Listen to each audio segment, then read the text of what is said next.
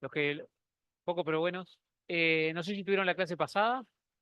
Ah, básicamente, para repasar un poco lo que estuvimos haciendo en la clase pasada, recuerdan que vimos el concepto grande de síndrome coronario agudo, síndrome con ST y síndrome sin ST, todo unificado, la misma patología, la misma enfermedad, es una placa complicada aterosclerótica que viene a complicar una arteria y que va a dar una presentación clínica similar, pero que ahí la diferencia es un diagnóstico operativo del síndrome con ST, porque significa un cambio en los tiempos y en el orden de los exámenes. Pero es un diagnóstico de trabajo, no es un diagnóstico patogénico, es lo mismo. El síndrome coronario agudo es uno. De hecho, ya les decía que la guía del 2023 unifica los síndromes coronarios agudos en una misma guía y usa y utiliza pequeñas variaciones entre antitrombóticos, horas de horas para el cateterismo, etcétera, pero son pequeñas diferencias operativas.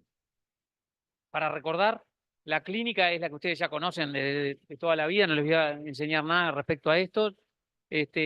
Los tres niveles básicos, digamos, de análisis de un síndrome coronario agudo, sea con ST o sin ST, es un análisis clínico que está referido a intuitivamente si lo que tiene el enfermo es un ANGOR o no es un ANGOR.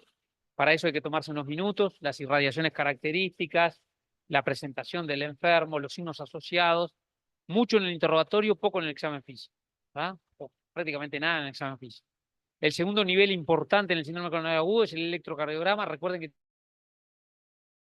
para triaglar estos enfermos que vienen con ANGOR con un electrocardiograma, y el electrocardiograma sí requiere un expertise para identificar algunos síndromes claros, los prototipos de los cambios electrocardiográficos. Entre ellos está el supra de nivel del ST, que hace diagnóstico de Young con ST, pero algunos otros electrocardiogramas que son muy característicos, como yo les mostraba, el patrón de Wellens o de Swan con las T invertidas, el patrón de muchas derivadas con infra de nivel del ST, que predice lesión de tronco de 3 vasos, eh, algunas cosas con respecto a la rama derecha, si tiene rama derecha, a ver si no puede ser un infarto anterior con bloqueo de rama derecha, la rama izquierda y los criterios de Garbosa, que son un poquito más complejos, pero que raramente se presentan como síndrome coronario agudo, y bueno, y algunas extensiones del electrocardiograma, como son el B3R y el B4R, para diagnosticar el infarto puro de ventrículo derecho, o las precordiales posteriores para diagnosticar el infarto posterior,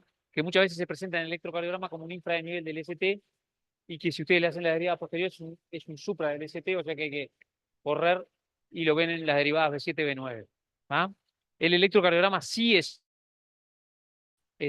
para un corte, digamos, de definir enfermos. El tercer nivel, la clínica del electrocardiograma, y lo tercero son las troponinas, es el otro elemento importante. Hay varios sistemas de rule-out de las troponinas. Hoy por hoy tenemos troponinas todas cuantitativas y son troponinas de alta sensibilidad.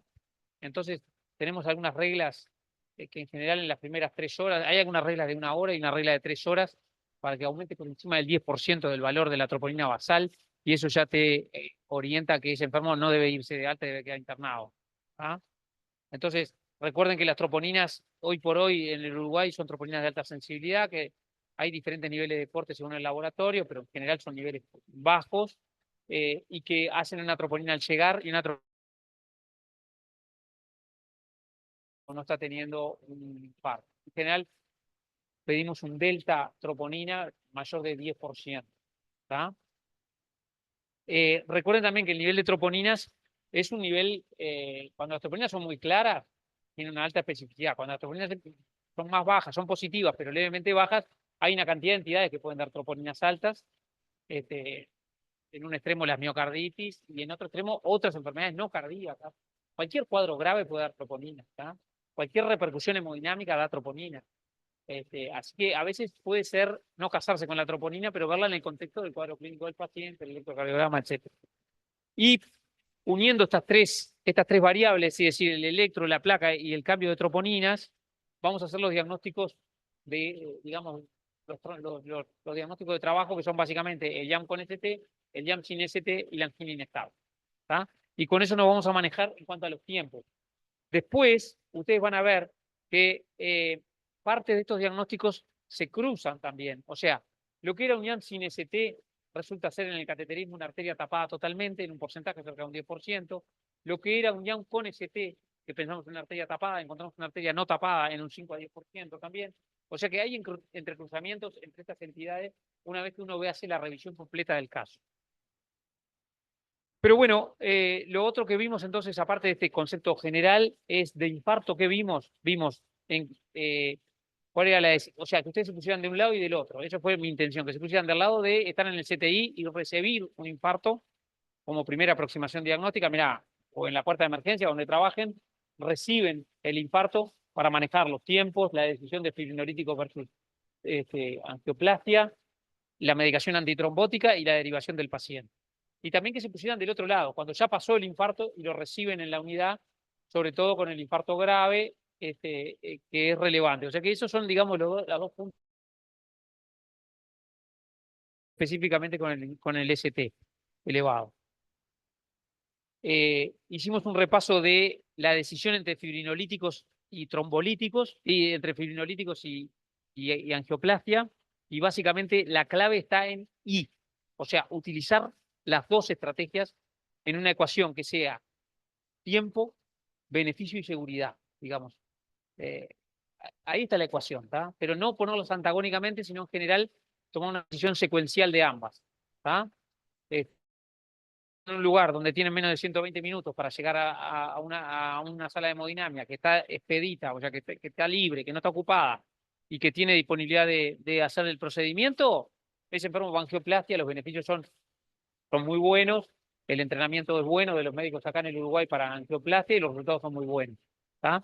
Si los tiempos son menos de 120 minutos, tienen que diagramar una estrategia donde pueden utilizar los trombolíticos y ahí aparece la palabra clave que es la estrategia fármaco-invasiva, que son, recuerden, tres cosas: trombolítico, trasladar. ¿Ah? Ese concepto también lo reforzamos la clase pasada. Y lo otro que hicimos fue ver los pros y los contras de los trombolíticos y de la angioplastia.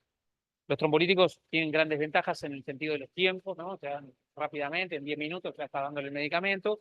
Tiene la ventaja que está ciego, no ves el árbol, el resto del árbol coronario, tiene otras lesiones, tiene una lesión ocluida, una oclusión total, etcétera. Siempre te queda la duda si reperfundió o no reperfundió. Y tiene los riesgos de los sangrados. Cercanos al 4% de los enfermos sangran y un 1% sangra intracraneal. Y además, la ventana temporal de la curva de Bernard-Gresch son las primerísimas horas. Después cae rápidamente la ventaja, los beneficios de los trombolíticos. La desventaja básicamente son los sangrados. Tener cuidado sobre todo con la población anciana y con infartos evolucionados. Ahí es donde uno dice, no, prefiero perder tiempo y que vaya a una sala de hemodinamia en un viejito y con un infarto de 10 horas. Ya no tiene mucho sentido. Jugar el riesgo de la hemorragia intracraneana, un sangrado importante, para un beneficio muy caro. Pero en el hombre joven, y que ustedes en la primera consulta y el enfermo llegó a los 30 minutos de comenzar el dolor, y si no tiene una sala de hemodinamia cerquita, los trombolíticos son fabulosos. Eso está bueno tenerlo. ¿Cuáles son las ventajas de la angioplastia? Bueno, la ventaja de la angioplastia es que es absolutamente ideal ver, ¿no? Porque ves toda la anatomía coronaria, resuelve mecánicamente, uno se queda tranquilo de cómo quedó, los resultados son muy buenos, el ejercicio es muy bueno, puedes cambiar conductas, puedes encontrarte otro tipo de lesiones. También acuérdense que le hacemos trombolíticos de pericarditis, le hacemos trombolíticos a cosas que no son infartos, a derrames pericárdico, etcétera. No pueden protestar, ¿no? En cambio, cuando uno ve que no hay lesiones coronarias, no contén. Lo otro que habíamos revisado en qué estábamos en los trombolíticos y en qué estábamos en la angioplastia. Bueno, ¿cuál es el mejor trombolítico y cuáles son el mejor trombolítico? Básicamente es TNK o la TPA, son trombolíticos específicos de última generación, se dan muy rápido, tienen y las dosis las tienen, no les digo, para andar con las dosis, las ajustan al peso, etcétera, pero no hay más ¿verdad? ¿Y qué estamos haciendo de angioplastia? Angioplastia estamos haciendo 99% radial para tener complicaciones por accesos vasculares complicados con sangrados. Eso radial, eso salva vidas, eso cambia el porcentaje. Hacemos angioplastia y colocamos stent, pasamos por la etapa de los balones, pasamos por la etapa de los stent metálicos, con droga, los resultados son buenos. La tasa de referencia, para tener una idea, es un dígito a lo medido del año, y la tasa de trombosis en el centro es un 1%, y un 1% de la tasa de trombosis, para que tengan una idea. ¿Qué medicación hacemos para los trombolíticos y para los trombolíticos y para la angioplastia? Básicamente siempre hacemos antitrombóticos. Aspirina, clopidogrel y heparina. ¿Ah?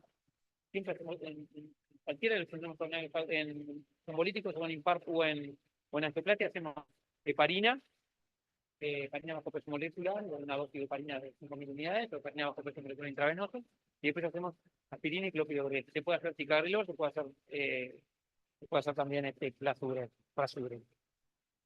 Pero básicamente lo que hay en Uruguay es clopidogrel, y hacemos carga de aspirina, carga de clopidogrel y una dosis de heparina. Después en el intraprocedimiento se hace heparina y lo mismo se hace para los trombolíticos. Si el enfermo es añoso, no se hace carga de clopidogrel y se ajustan los dosis de antibióticos para que ¿no? Además de los antitrombóticos, hacemos algunas otras medidas más. Hacemos trombofundación, hacemos coágulo porque la carga es muy importante. Hacemos cosas de monitoreamiento, hacemos tratamiento de norreteo con medicina, hacemos algunas otras cosas intracoronarias para mejorar la microcirculación del infarto.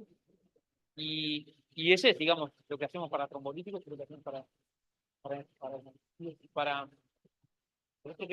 para en hemodinamia, digamos, en la sala. Lo otro que tiene que quedarles claro, bueno, es algunas situaciones especiales que yo había mencionado. Yo había traído básicamente el shock cardiogénico para charlar con ustedes, porque es una entidad de la cual no están muy cerca. El shock cardiogénico es un problema en el infarto, es una de las evoluciones del infarto que se produce cerca del 10% de los infartos, el 5 y el 10% de los infartos evolucionan al shock cardiogénico. Es importante que lo tengan presente porque se van a jugar contra él. Es un cuadro grave, que la mortalidad no ha cambiado mucho en los últimos 50 años. Ha cambiado de que morían, digamos, cerca del 50% al 30%, pero sigue siendo muy alta la mortalidad en el cardiogénico. Habitualmente se asocia a infarto tardío, infarto anterior, a enfermedad severa de tripaje y a algunas crónicas de la hay algunas cuantas decisiones que tomar en el cardiogénico. La primera gran decisión es si estabilizar o ir directo a cateterismo. 2000 con el estudio Trial, donde definió que hay que ir a cateterismo de entrada, más allá de que el acondicionamiento, el control de la acidosis, intubarlo, ventilarlo, hay que hacerlo en paralelo, no quiere decir eso una cosa que la otra, pero hay que ir rápidamente a cateterismo porque las horas que van pasando mata gente. Hay que ir a revascularizar solo la arteria culpable, también eso está claro, después del estudio shock.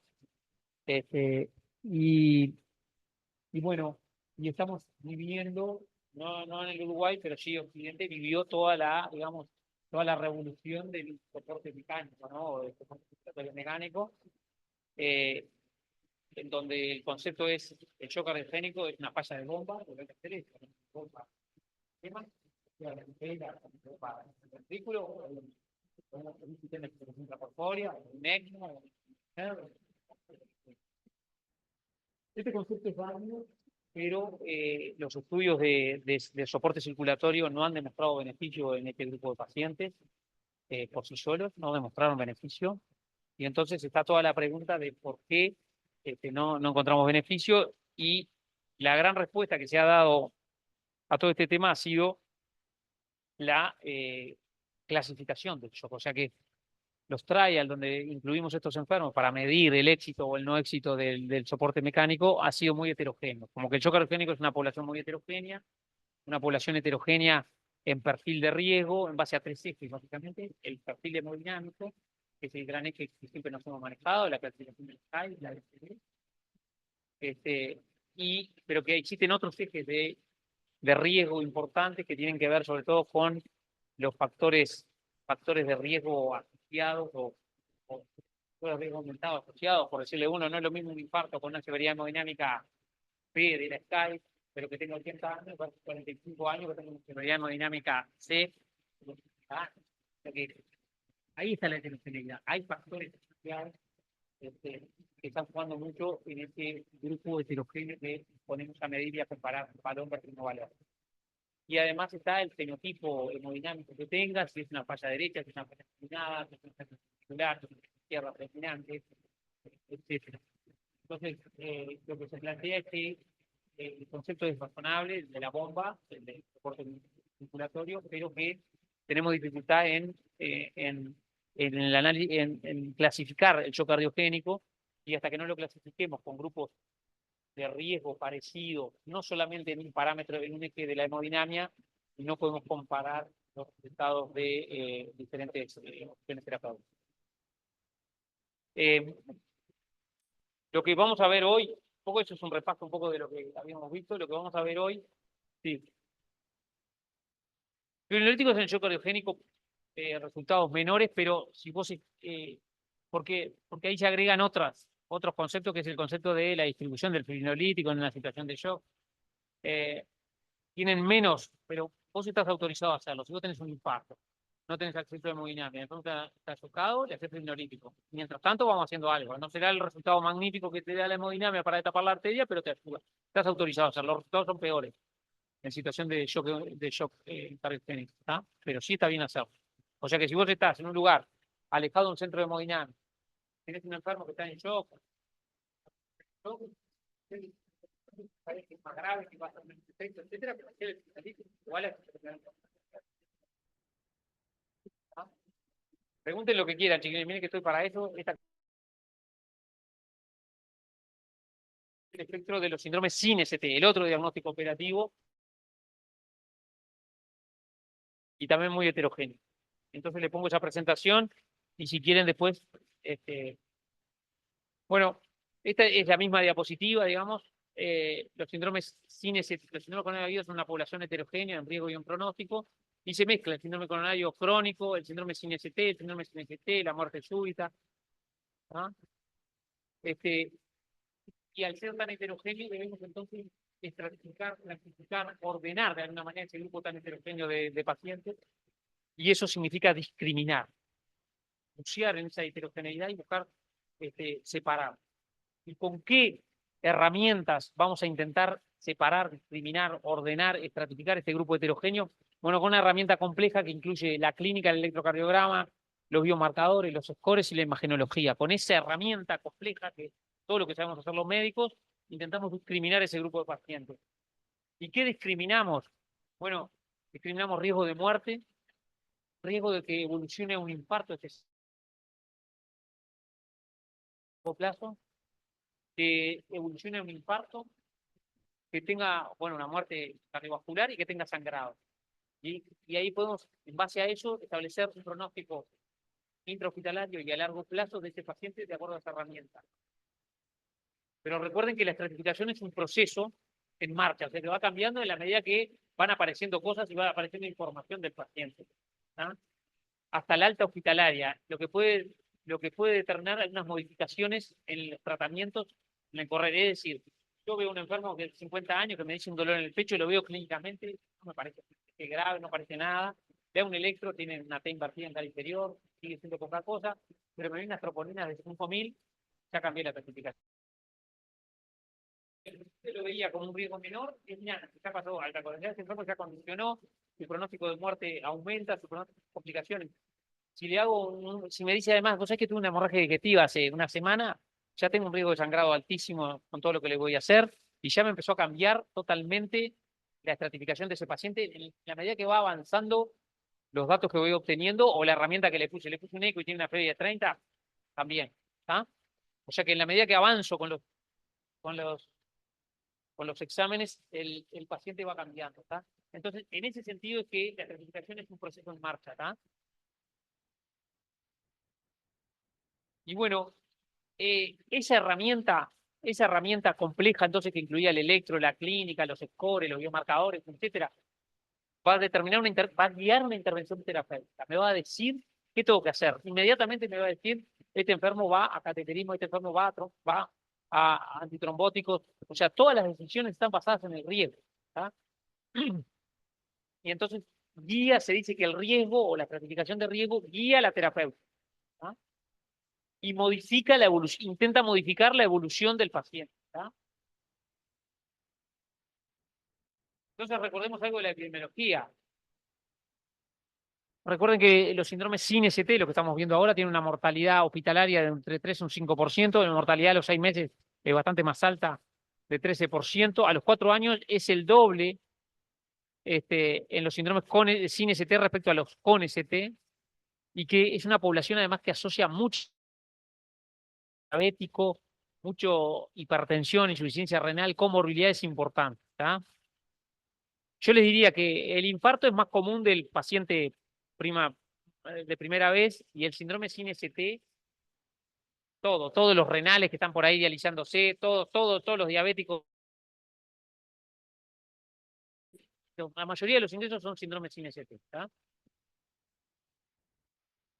Entonces, de esta herramienta que veníamos hablando, que diagnostica y estratifica a la misma vez, vamos a graduar nuestra intervención y vamos a hacer más agresivos o menos agresivos de acuerdo un poco a lo que esta herramienta nos vaya marcando en cuanto a la severidad del paciente e intentar adaptarlo al riesgo individual. Eso es muy importante también, ¿tá? De que el tratamiento sea muy individualizado de acuerdo al riesgo del paciente. Cuanto más riesgo, más invasivos somos, más estrategia invasiva, más antitrombóticos, más anticoagular, más. Pero a su vez, si el enfermo tiene comorbilidades, vamos ajustando al paciente y vamos modulando eso. Entonces, integrar en una estrategia el manejo que responda a lo principal, o sea, todas estas herramientas lo que intentan es, el desafío que nosotros intentamos hacer es, con estas herramientas que tenemos, establecer una estrategia que responda a las principales preguntas de este enfermo. Primero, ¿es un síndrome coronario agudo, sí o no? Llegué al diagnóstico de que sí es. ¿Qué riesgo tiene de morirse? Porque cuando usted recibe un enfermo en puerta, que viene caminando, ustedes dicen, la primera pregunta que le pregunta ¿es realmente lo que me cuenta lo que tiene? O sea, ¿el diagnóstico es este? Esa pregunta tiene que estar bien contestada. Para eso yo tengo esa herramienta, la clínica, el electro, el score, la calculadora para hacer alguna cuenta, alguna troponina, tengo las herramientas que tengo.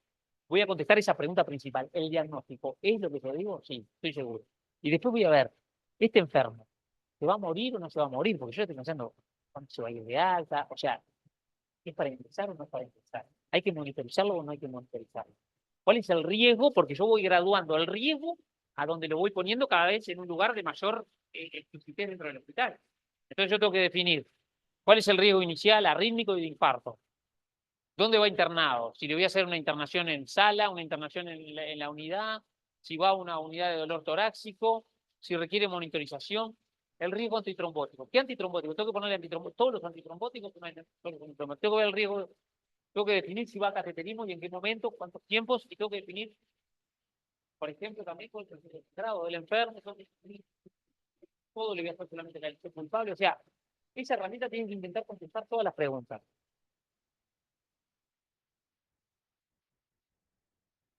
¿Qué es la estrategia invasiva? Invasiva es angiografía y revascularización en las primeras horas.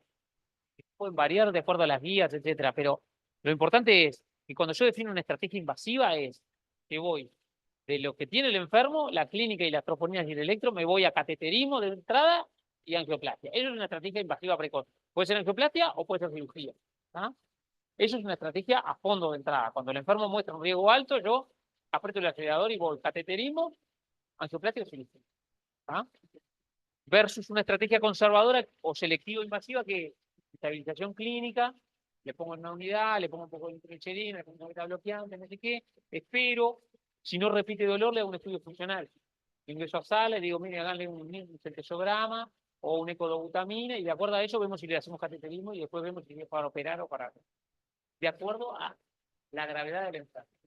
Y la gravedad me lo da, que puede ser solo la clínica, sí. Puede ser el electrocardiograma, puede ser la troponina o el ecocardiograma. ¿Cuáles son los marcadores en la clínica que muestran o que son de gravedad para que ustedes pongan alarma y digan, no, vamos a una estrategia invasiva precoz porque este enfermo tiene elementos clínicos de gravedad? Bueno, cuanto más avanzada, diabetes, si el enfermo tiene angina progresiva y de reposo, y por supuesto si tiene compromiso hemodinámico clínico, es de altísimo riesgo.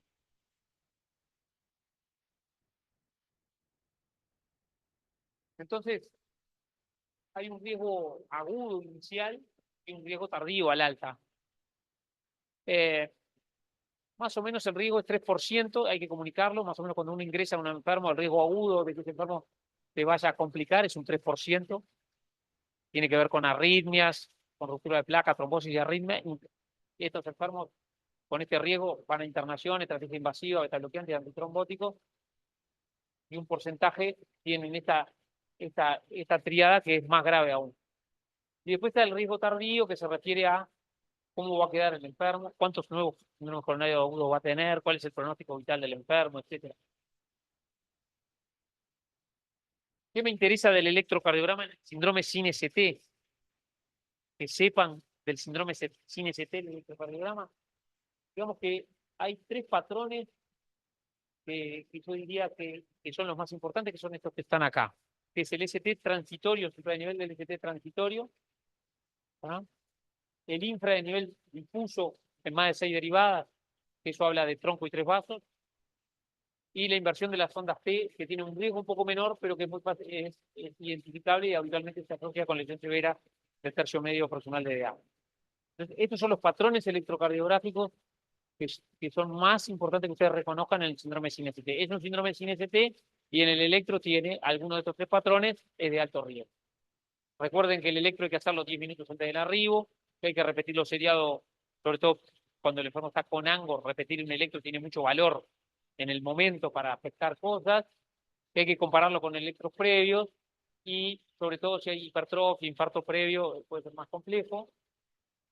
Recuerden que un electro normal no excluye un síndrome coronario agudo, o sea, se van a encontrar con una cantidad de enfermos que vienen con un perfil clínico no de mucho riesgo,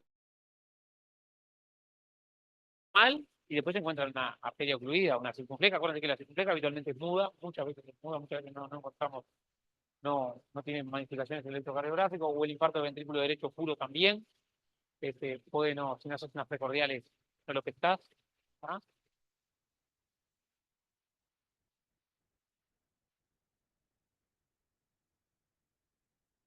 Ahora vamos a mirar, sí. Ahora les voy a decir.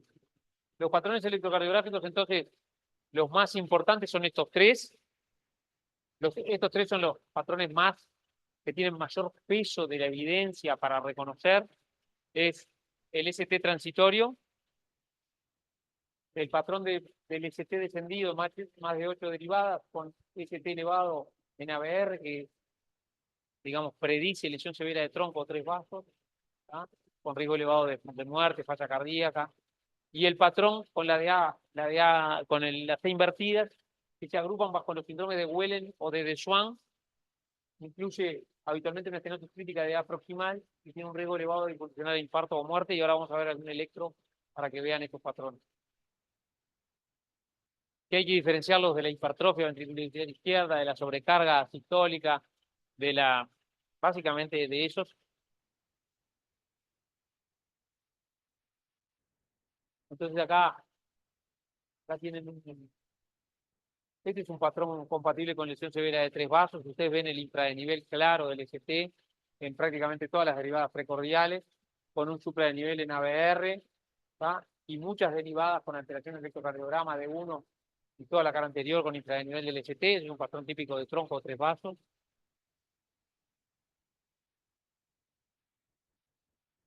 Este es el patrón de Swan o de Swan o de Wellens, ¿tá? Que afecta a la derivada de B2 a B4 y puede verse de B1, B5 y B6.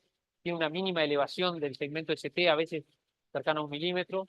No hay pérdida de la onda R, hay progresiva inversión de las ondas T.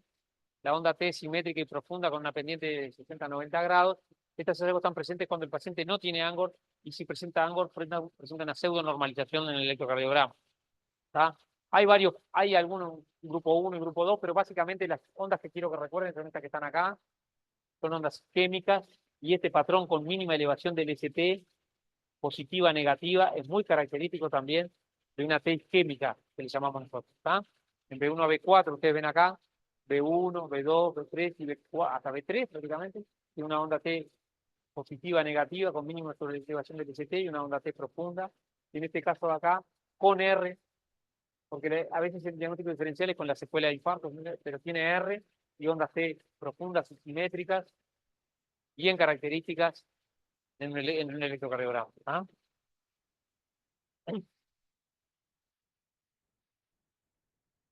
Bueno, el convidado de Pedra,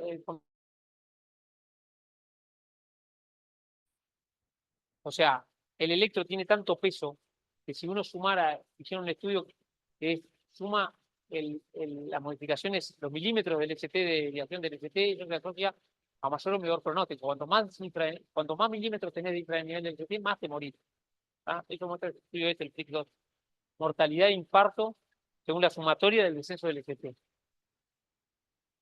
Veamos algo de biomarcadores cardíacos, que es una clave fundamental en síndrome de acá ingreso en síndrome de en cualquier puerta de emergencia.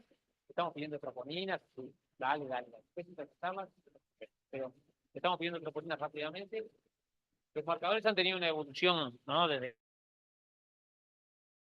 cuantitativas, las cualitativas, o sea, ha habido una revolución en las troponinas, y ahora tenemos las troponinas ultrasensibles y tenemos los regímenes de rollout de 1 hora y de 3 horas para ver el delta troponina que tiene, troponina C, troponina P, etc. Y este diapositivo muestra un poco la evolución de las troponinas, los marcadores cardíacos a lo largo del tiempo. ¿Ah? Eh, son diagnósticas, son un marcador de riesgo. O sea, no importa la patología que tengas, cuanto más troponinas tenés, más te morís. ¿Ah? Es un marcador importante de mortalidad. Las troponinas, lo otro que han hecho es, esto que es bastante más frecuente en diagnóstico inicial, que lo que haremos, no es sensible, la entidad que se envía de la pieza detecta un gran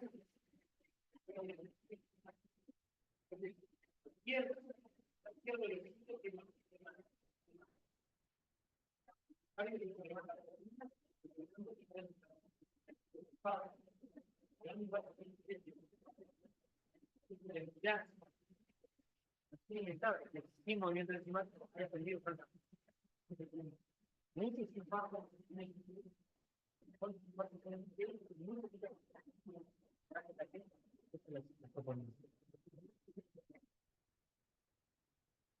sí, filtrás, pero lo que nosotros estamos acostumbrados, el concepto que yo le quiero transmitir es que cuando yo era residente acá en este hospital, al fin inestable era un clásico. De KMB negativa, era una inestable. Ahora con la troponina, para encontrar una inestable, tenés que hacer fuerza. Todas tienen troponina positiva. Por encima de la línea de corte del 99%. Por lo tanto, entran en un nivel de diagnóstico disparo. Y aquí inestable solo se puede hacer diagnóstico inestable cuando vos estás convencido que tienes un problema con agudo y las troponinas son negativas, están por debajo del 99, del 99, digamos. ¿No? El nivel de corte está definido por cada laboratorio para las troponinas. Y es un nivel. Pero por encima de eso es infarto. Por debajo de eso es no infarto. Bueno, lo que les decía de del ¿qué pone esto?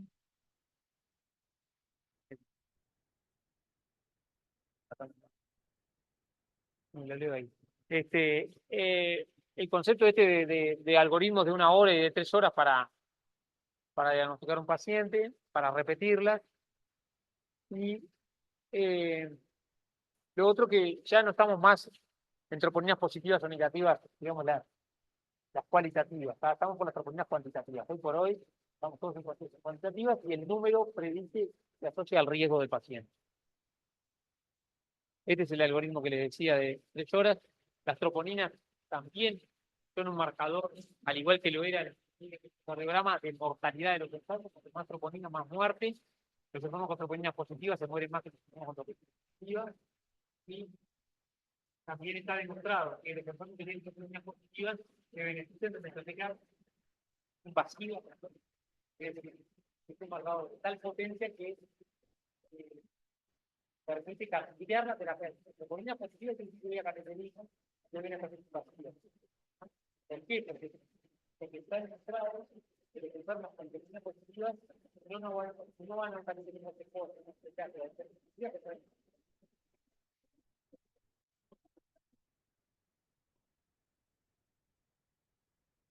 un poco el esquema del manejo del dolor torácico y el manejo de las troponinas. Lo que muestra es, bueno, viene un paciente con dolor torácico, troponinas por encima del nivel de referencia o por debajo. Si está por encima, bueno, primeras troponinas positivas, repetimos las troponinas, o podemos ir directamente, si son claramente altamente anormales positivas, no necesitamos un segundo valor, ya nos vamos a una estrategia invasiva de entrada. Si las troponinas son positivas en un valor, repetimos a las 3 horas para saber si hay un delta aumento de troponinas, y si las troponinas no cambian, hay que pensar en un diagnóstico diferencial.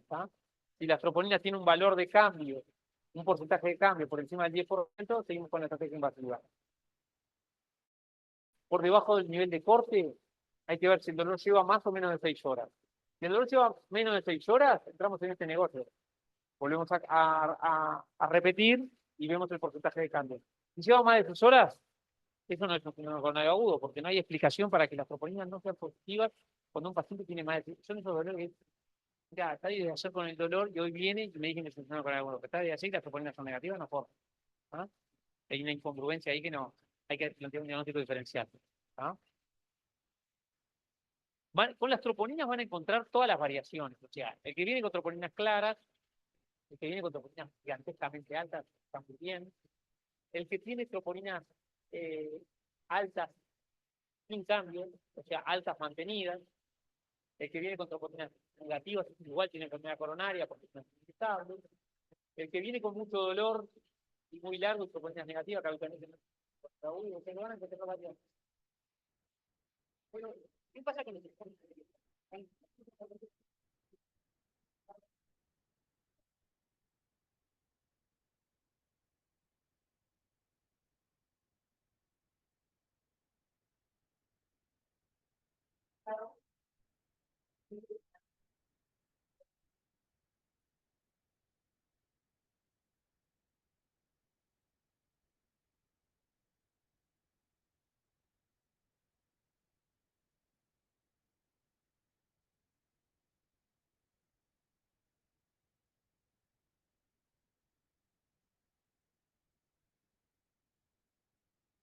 Análisis más completo, pero no son ampliamente usados, a pesar de que las guías lo han colocado como que deben ser utilizados. Habitualmente los médicos trabajamos con una percepción más de tasas variables para manejar, manejamos una o dos variables, no, es muy importante manejar. Eh, estas sectores que vamos a utilizar en diferentes formas, establecer la probabilidad de muerte intrahospitalaria a los 6 meses, a los 3 años, determinado de infarto de muerte, y están validados en muchos. Y bueno, las aplicaciones intrahospitalares, es bastante fácil. Otro aspecto que es importante en el síndrome coronario agudo sin ST, más allá de, o sea, contestando las diferentes preguntas que hicimos.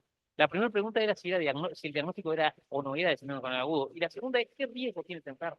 Porque el riesgo determina si va invasiva, si va a estrategia invasiva o no. Pero hay otra pregunta que debemos contestarnos. Este enfermo es un síndrome coronario agudo, tiene un riesgo elevado, ya vimos que tiene troponinas positivas, tiene un riesgo elevado, está definido que es una estrategia precoz.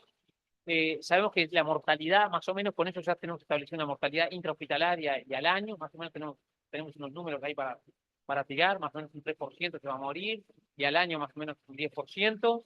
O sea que ya contesté varias preguntas, pero después hay algunas otras preguntas que van más dirigidas al perfil especial del paciente. Una de ellas es que ustedes van a ver que hay una epidemia de pacientes viejos en la ciudad, no le voy a decir a ustedes, de enfermos muy viejos, que llegan a cateterismo, que llegan a hacerse los mismos procedimientos que los pacientes jóvenes. Y entonces se empieza a ver, el riesgo de sangrado es uno de los moduladores de este riesgo particular y que es importante que ustedes lo tengan en cuenta en los síndromes coronarios agudos sin ST. Es otra de las preguntas que hay que contestarse en un síndrome sin ST. La primera pregunta era si era el diagnóstico. La segunda, ¿qué riesgo tenía? La tercera, si iba a intertexto invasiva o no. Y la cuarta es esta, ¿qué riesgo de sangrado tiene? Porque yo lo voy a llenar de antitrombóticos. Le voy a hacer heparina, le voy a hacer aspirina, le voy a hacer corticosteroid, le voy a llevar a la sala, le voy a hacer más heparina, de repente le tengo que estar lo que está. Entonces, ¿qué riesgo tiene de sangrado? Y ese riesgo de sangrado, ¿cómo lo puedo evaluar? Bueno, hay muchos scores de riesgo para sangrado, pero los mismos predictores de eventos isquémicos son predictores de eventos de sangrado. O sea que los viejos, insuficientes renales, diabéticos, etcétera, tienen más síndrome coronario agudo, pero también tienen más riesgo. Pero ¿ah? Entonces, acuérdense que yo le voy a usar a este grupo de pacientes, le voy a hacer aspirina, tinopiridina, doxotrisá, heparina no fraccionada, heparina bajo peso molecular, rivaroxaban, ondansetron. Incluso le voy a hacer angioplastia o cirugía, o sea que el riesgo de sangrado es importante. ¿Cómo evaluamos el sangrado? Bueno, también otra vez los scores. Ahí está el CRUSADE, está el ACUITY, hay varios scores para decir, ojo que este enfermo tiene riesgo de sangrado, ajustemos los antitrombóticos al riesgo de sangrado que tenga. Eso quiere decir, por ejemplo, no hacer una dosis carga de clopidogrel, puede decir no hacer una dosis carga, no usar 2-B3A, no usar un régimen, por ejemplo, porque los enfermos muchas veces están anticoagulados porque tienen FA asociada, no agregar anticoagulantes orales con doble antiagregación, o sea, modula muchas posibles opciones de tratamiento. Bueno, estos son los scores de sangrado, que tienen un razonable valor predictivo y discriminativo. Las debilidades son que los cambios en la práctica intervencionista van cambiando habitualmente, pero bueno, no importa. Tiene muchos puntos, hay que tenerlo en la cabeza. ¿Verdad? Yo les diría que igual que cualquier otro score, no lo vamos a usar los médicos, la mayoría lo usamos para los trials, pero hay que tenerlo en la cabeza el riesgo de sangrado. Bueno, ¿qué lugar tiene la imagenología no invasiva en el síndrome coronario agudo de ST? ¿Hay que pedirle eco o no hay que pedirle eco a estos enfermos? ¿Hay que pedirle alguna otra cosa en puerta? ¿Alguna otra imagen? Bueno, la ecocardiografía tiene su lugar en el síndrome coronario agudo sin ST. Bueno, tiene un lugar. No tiene un lugar muy preponderante. La mayoría de los enfermos se resuelven sin ecocardiografía. ¿Ah? El enorme porcentaje. Pero aquellos enfermos que tienen alguna cosa más o son más complejos o que la resolución no queda clara con las herramientas que son la clínica, el electro y las troponinas, el ecocardiograma puede ayudar. Es una indicación 1C y puede encontrar algunas cosas como trastorno de la tranquilidad, aquinesia, hipokinesia, disfunción sistólica, una secuela de infarto, o sea que puede ayudar. O un diagnóstico alternativo, un derrame pericárdico, entonces reinterpretar toda la línea del derrame pericárdico, o te puede mostrar por el contrario que está todo normal. El problema cuando muestra todo normal es que ahí quedas, no apoyas ni para un lado ni para el otro. Está lleno de enfermos con ecocardiograma normal y con lesiones coronarias críticas, no con nada agudo. ¿Ah? Pero la ecocardiografía tiene un valor para algún grupo de pacientes. El valor fundamental de la ecocardiografía en el cardio crítico tiene que ver más con el shock cardíaco y con las complicaciones del infarto y con el síndrome cíclico. O sea, que ustedes reciben valores no, de mecánica. Puede servir para desempatar algunos un pasivo no, por ejemplo, proponía positivas, el electro y muchas cosas, pero en cuanto a disfunción sistólica, primera, la compatibilidad clara, bueno, me apoya que puede venir por ahí la cosa y me voy a una estrategia pasiva. Por supuesto que se puede hacer en reposo o se puede hacer en reposo o con estrés y hacer con vitamina, en ese sentido, son aquellos grupos de enfermos del síndrome sin ST que ingresan a piso y que le decimos, bueno, está sin dolor, troponinas negativas, coordinarle una ecodoutamina mañana o pasado, o un centellograma, antes hacemos una ergometría y vemos un poquito más a ver si nos orientamos a que le damos el alta o lo pasamos en el estrategia inmediata. ¿Ah? Bueno, la etiografía coronaria. La etiografía coronaria como examen diagnóstico. Es muy importante porque nos da un mapa completo de la anatomía coronaria. Un 30% tienen múltiples vasos, un 40% de los enfermos con síndrome de CNCT van a estar multivasos, un 20% no van a tener lesión, y un 10% van a tener lesiones del tronco, 5% van a tener los puentes, algún puente, y un 25% tienen una arteria fluida totalmente, y 2/3 la tienen con la colateral, o sea que aporta información relevante. Y va a ser en blanco un 20%. Así que confirma o descarta la enfermedad obstructiva coronaria, guía la terapia micropótica, identifica lesiones culpables, indica la revascularización, define si va a enfermedad de la patología, que se identifica el riesgo a corto y a largo plazo. La que da una información muy completa, el cateterismo, solo como más en diagnóstico, aporta mucho sobre la enfermedad del paciente, ¿tá? Aporta muchísimo. Más allá que después, a través de esa misma, muchas veces, hay que hacer, ¿tá? Pero sin hacer enfermedad,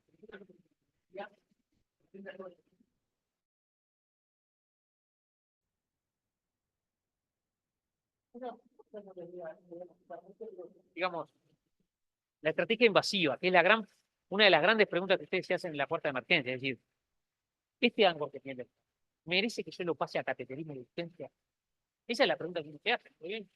Veterano ahí, los chicos en el pecho, le paso a cateterismo de urgencia.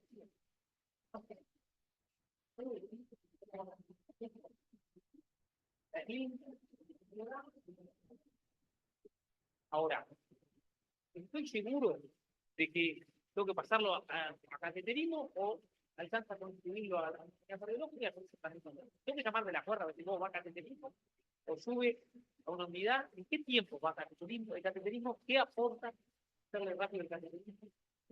Esa pregunta que define la estrategia. En las próximas 24 horas va a cateterismo y eventual resolución. ¿Qué enfermos va? ¿Qué ha de ver el paciente lo que está bloqueando? ¿Cómo se lo bien? ¿Cómo está la disponibilidad? ¿Ah? Entonces, eso lo respondió la estrategia. Y lo contestó de varias maneras. Lo contestó en el estudio representado. Por supuesto, hay crossovers, hay profesionales, hay cambio de escena, hay cambio de drogas, hay una cantidad de confundidores en este análisis. Pero lo concreto, nosotros ya hace años que tenemos presente que los enfermos de riesgo andan mejor con la estrategia invasiva precoz. Eso nos agilita, primero, disminuye la tasa de reinfartos, la tasa de muerte intrahospitalaria, y nos agilita también mucho, ya estamos muy acostumbrados, nos agilita mucho el manejo aporta mucho de información de los estados. Entonces, eso también desde el punto de vista de la gestión de los enfermos de los enfermos con agudos, que es un motivo de consulta frecuente, resuelve el problema de una cantidad de enfermos que tienen una trayectoria, un camino corto, digamos, definitorio del enfermo. Porque vamos a ir a mirar la coronario y ya definimos se va de alta, no se va de alta, y si no se va de alta, se hace la angioplastia y en 2 días se va de alta. Acorta mucho la internación y disminuye mortalidad, infartos intrahospitalarios y reingreso. Entonces, aquellos enfermos, lo que dijimos, lo que esa herramienta clasificadora podía identificar como alto riesgo. Características clínicas, electrocardiograma y destroponía. Siempre caigo ahí. Los cardiólogos no sabemos nada más que de interrogar a un paciente, ver el electro y mirar la troponina. Con estas 3 cosas definimos. ¿Va a cateterismo o no va a cateterismo? Se va de alta. Y un porcentaje de enfermos menor, decimos, mira, no queda claro, ingresa y se hace un estudio funcional, se hace una estrategia conservadora selectiva, pedimos un centellograma, metodoutamina, etcétera, en este contexto de enorme simetría. Pero entonces nosotros vamos a hacer fuerza por a ver si tenemos alguna de las herramientas que son de alto riesgo. Pero mirá, las troponinas subieron a 1800. Está perfecto. Chao. Con un elemento de alto riesgo me alcanza, vamos a estrategia invasiva y las.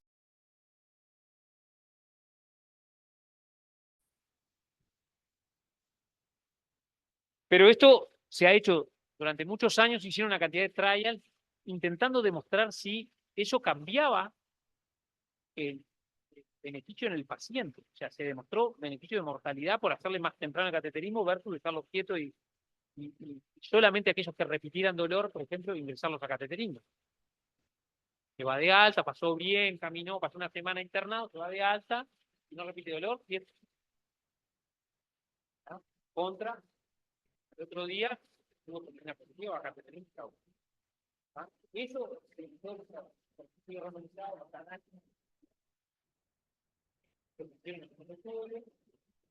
por supuesto que hay comparar siempre, comparar porque los perfiles de riesgo eran diferentes, los otros son diferentes, la población tiene esta otra, este se lo dice Argentina, este dice Gabriel, este dice Gabriel, entonces me comparo, emergente de esa marca, esto es mejor, diferentes definiciones de infarto, niveles de corte para la serotonina, etcétera. Pero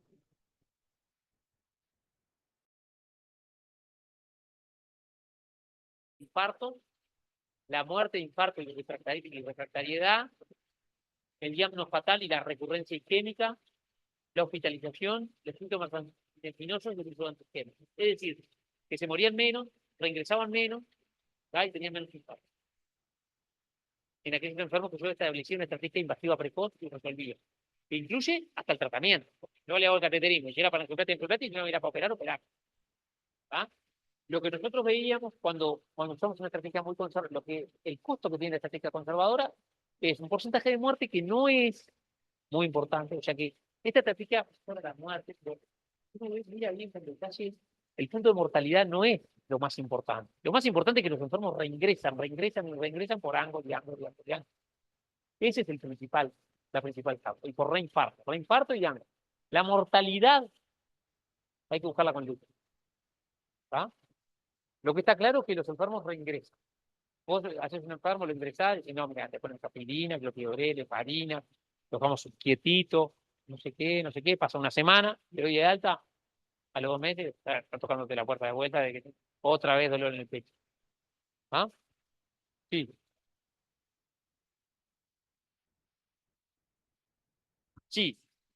El concepto es, si la troponina es alfa, no en un estudio, no en un solo registro, pero sí. Sí, o sea, si vos tenés una troponina muy alta de entrada, vas directo a cateterismo, no hay que hacer más nada. No, valores tiene que estar por encima de lo normal. Pero no hay un valor que te prediga 450 sí y 500 no, no hay. No hay, no hay. Lo que sí está claro en el algoritmo, ya, ya, ya no necesita-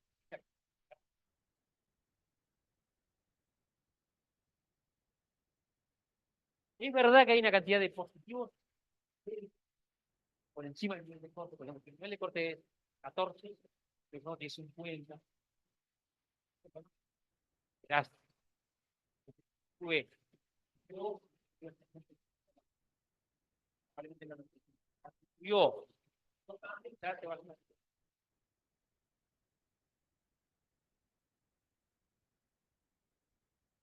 los metaanálisis son lo mismo, menor riesgo de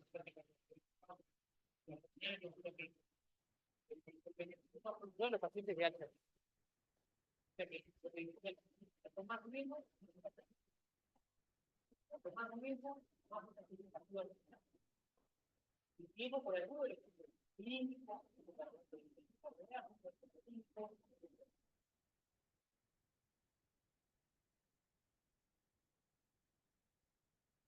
un poco.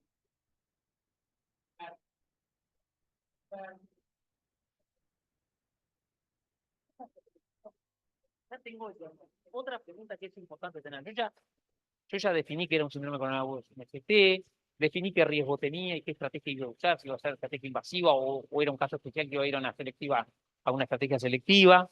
Definí cuál era el riesgo arrítmico, más o menos qué porcentaje se iba a morir, más o menos en qué porcentaje se iba a morir al año. O sea, yo tengo contestado casi todo, tengo más o menos contestado. ¿Qué otras cosas me preocupan cuando tengo un enfermo en una unidad cardíaca con un síndrome sin ST? Me preocupan eh, lo que están esperando.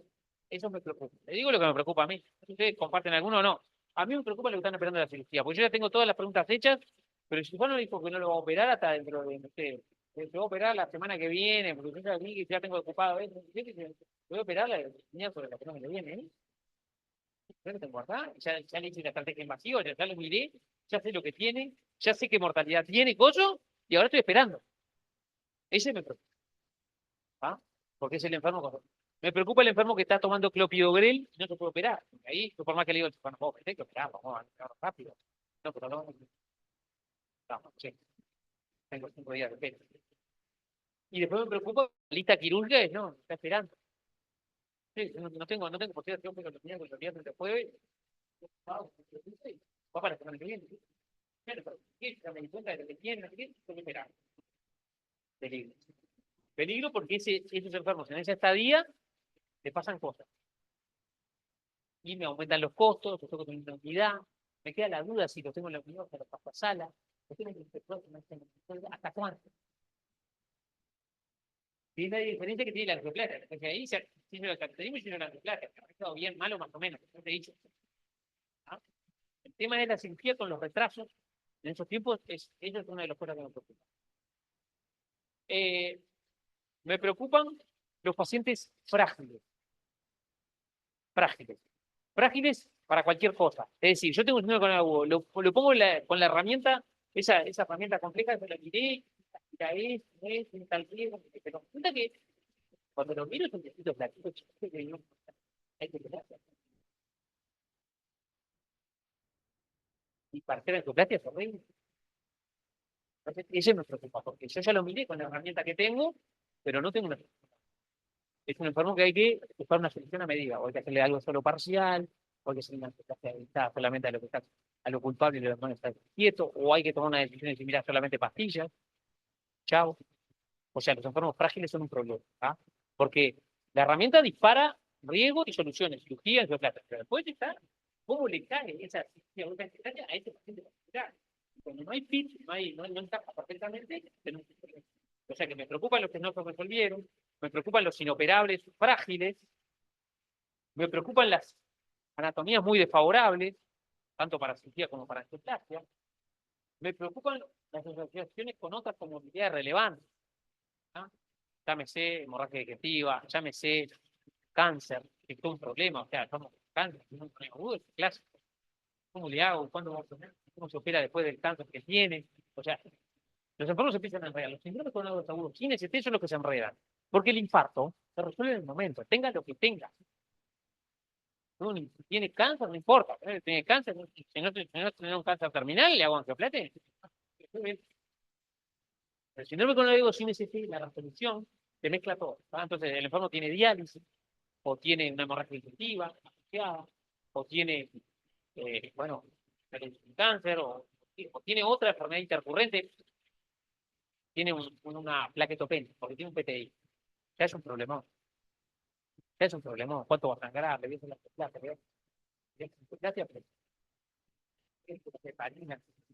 o sea, las comorbilidades en este grupo de pacientes es muy importante.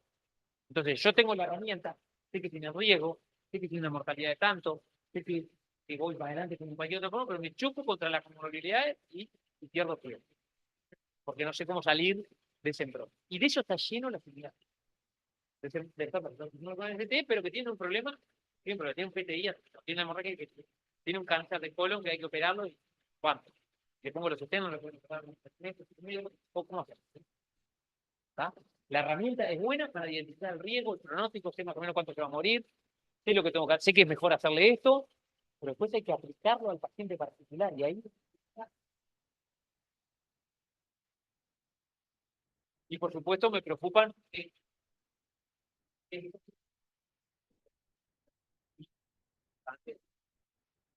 eh, bueno, que hay que salir por.